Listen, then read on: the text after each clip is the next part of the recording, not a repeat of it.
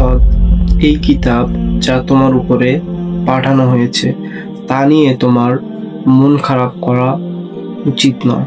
এটা পাঠানো হয়েছে যার মাধ্যমে তুমি মানুষকে সতর্ক করতে পারো, এবং এটি বিশ্বাসীদের জন্য উপদেশ।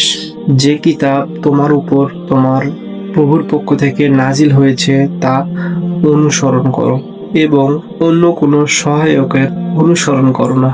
তুমি খুবই কমই উপদেশ গ্রহণ করো। অনেক শহর ছিল যেগুলো আমরা ধ্বংস করেছি, যেখানে আমাদের শাস্তি তাদের উপরে রাতে আসতো যখন তারা ঘুমাচ্ছিল, বা দিনের বেলায় যখন তারা বিশ্রাম নিচ্ছিল।